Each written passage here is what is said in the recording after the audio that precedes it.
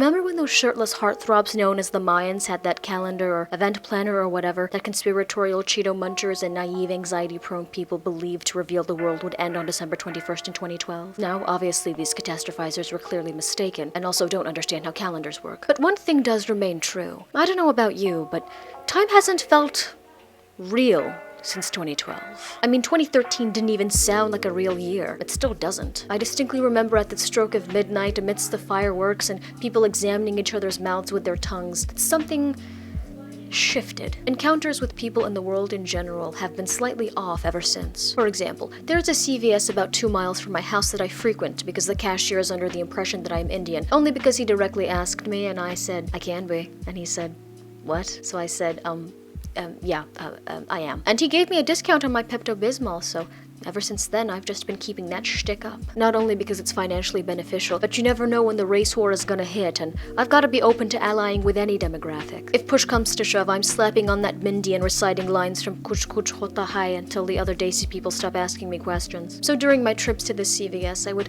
often see this guy that kind of resembled Peter Parker staring at me from the frozen food aisle. I was initially freaked out, but then my fear melted into curiosity, then to constipation, then back to fear again, which is normally how my mood cycles go. Now I've been stared at by random men because I am a magnet for the creepy, like a hentai convention. But the stares have never been that intense and routinely in the same location. Now, to be fair, it could have just been a Spider-Man cardboard cutout, but who'd I be if I came to a rational conclusion? Nothing like that incident would have happened pre-2012, I can tell you that much. It is now 2021. Again, doesn't even sound like a real year. People thought we would have flying cars by now, but instead we have a crumbling democracy and low-cut jeans are making a comeback. A month into this year and we've already had an attempted coup on behalf of Cheeto Man, who many critics have compared to Hitler, but I don't think that's fair. The Führer was a much better orator. Then a ventriloquist dummy with an affinity for sniffing the hair of young women was inaugurated. I don't even want to predict what will happen next. The past 8 years have felt incredibly short, but have also simultaneously dragged on for too long. I know that's a contradictory statement, but that's just an accurate description of how time has felt. Someone who understands time, please explain. Stephen Hawking? Wait, no, he's dead. Who's the next best person?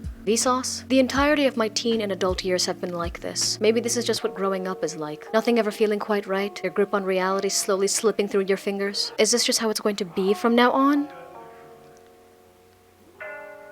No, that's too logical of a conclusion. I'm gonna blame it on the Mayans.